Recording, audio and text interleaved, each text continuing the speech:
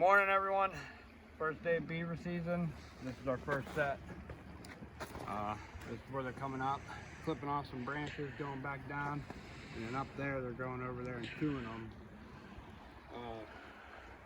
It's creek beaver, so could take one night, could take a couple nights before they travel back down this route and use this again. But I'm just gonna bed one of the number 3's that you've seen modified right on this natural trail here, and hope for the best. No lure, no nothing. This is just going to be just blind setting a foothold right on the trail that they're coming up. I'm going to try my best to get the drowning rod in here. There's a log hanging here that's got all the stone built up, and I don't know how well I'm going to be able to push the rod down into the trick bottom there and bend it over, but we're going to give her a shot. And I cannot tell you how excited I am to be beaver trapping again.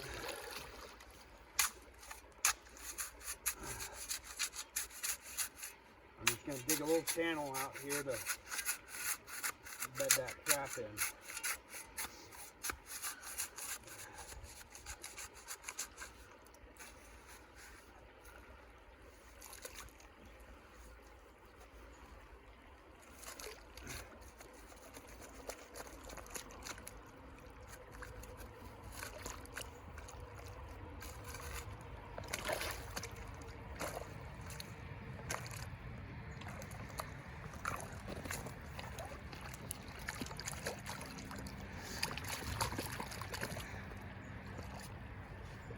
What I like to do when I set a trap this way is this front portion I cut, if I can. This is real rocky, but about my foot length, because my trap's going to be here, close to that bank, not back. So about to the back of my heel there, I try to cut that off. So I have the shelf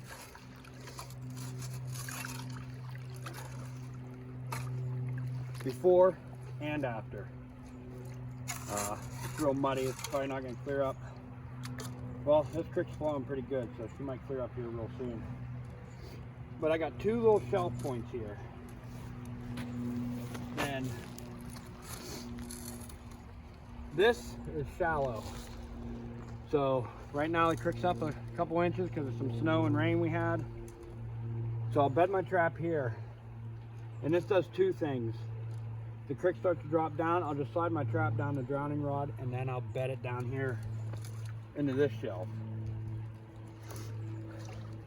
I gotta be careful, watch where I'm walking. I about went off that edge, and it wouldn't matter if you had chest waders on, you'd still be over. But this first shelf is better for a front foot target because his feet will hit the front of your shelf here. His front ones, they normally keep them tucked up until they get to where they touch, and then they start putting them down. So you got a good chance of a good front foot catch here. And then if your water goes up, you still have back foot catch opportunity there. Where if you were to automatically bed your trap down here, you're limited to mainly the back foot to start with, and when your water comes up, you're limited to not catching at all, because if water comes clean up to here, he's swimming over top of the trap that you bedded out here, targeting that back foot and back foot only. I know a lot of people are allowed in their states to use big traps, so they do go for the back foot, but in PA, we're limited to 6.5 inch maximum outside jaw spread. So you always want to target the front foot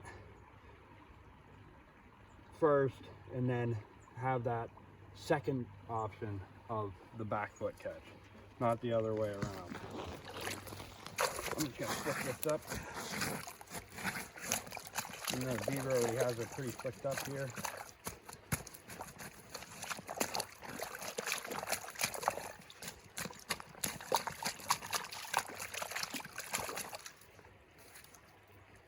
Use a little stick here for some guiding, I guess.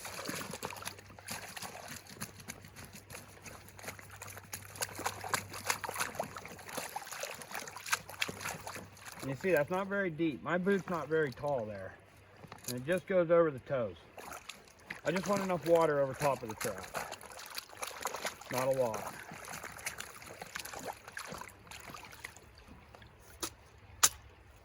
Alright. Get this trap set here.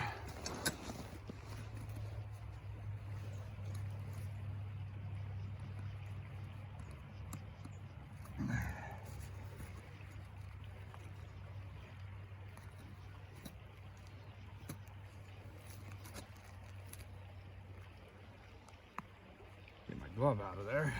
There we go.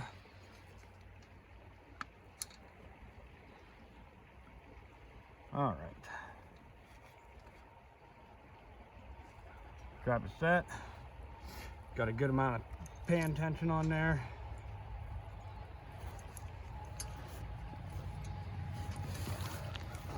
Well, that's definitely where you want to be careful.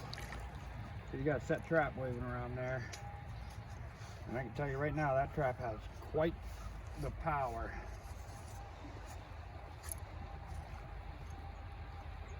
I knew this was going to be a problem here because this is a rocky creek bottom.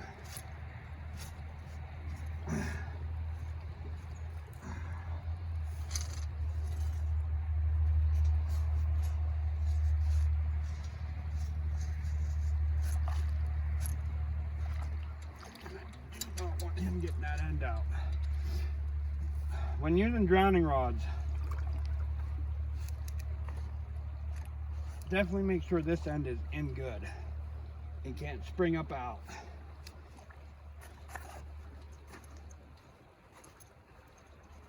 Make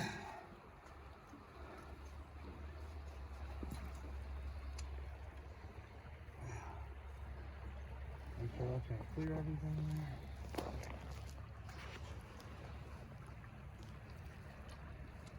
I just don't feel comfortable with that. That's why I keep on testing it.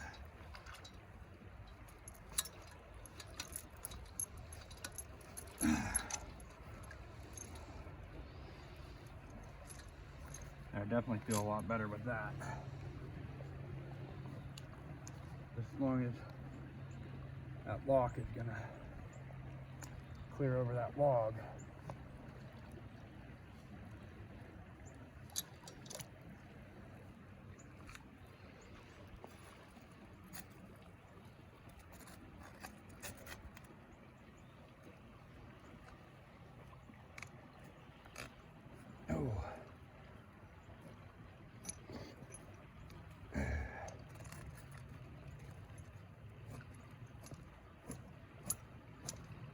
I knew that was going to be another issue here. The bank itself. Try to get that pushed in. There we go.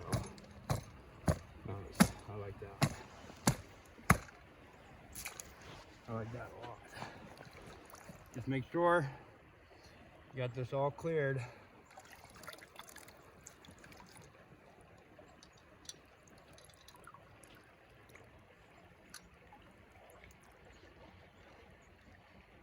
So that lock will slide as free as possible right down that.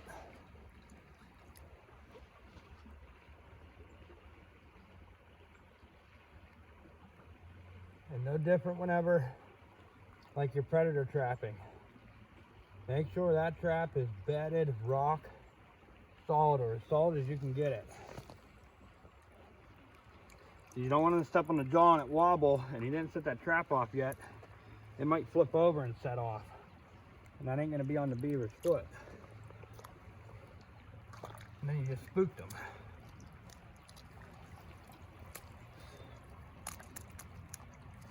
Oh, almost forgot.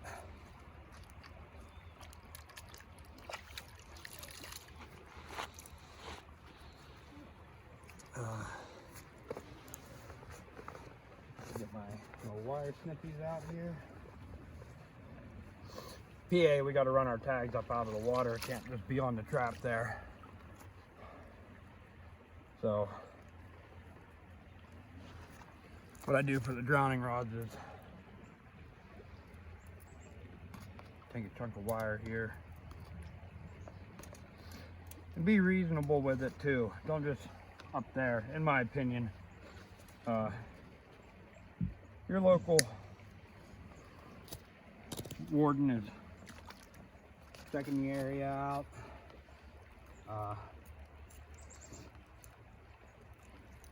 You'd probably be a lot friendlier a person if you didn't have to kneel down and look down over the bank here to see your tag hanging here. I wrap it right underneath the T-bar, so it's hooked to the T-bar. That way, if I make a catch, I pull the T-bar out. The wire's on the T-bar, not the drowning rod. Then I'll just bend her down to where she's on the ground, so that way the catch don't get caught in it.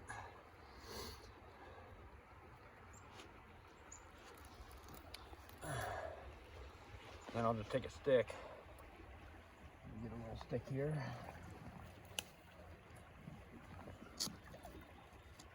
I don't know how solid this is gonna work, and yeah, that's frozen solid.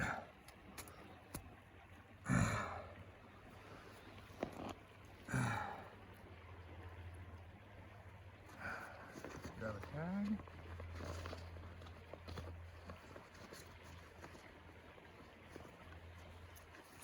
Find out which pocket I put them in. Ton of possibilities going on here. The tags. I think it's this one.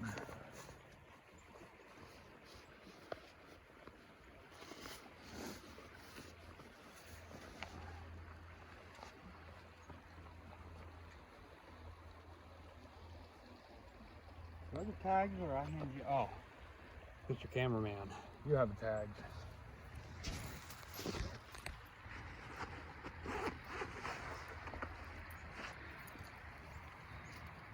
Yeah. Oh, thanks.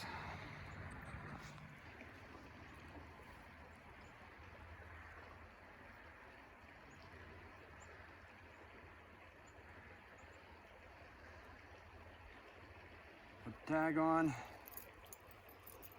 You're up here to where it's visible.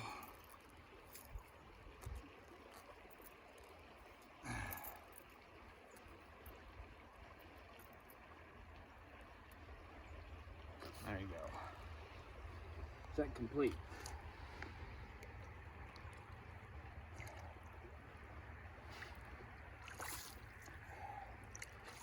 Get that up a little bit so it's nice and fresh, and cover up that nice shiny copper tag there.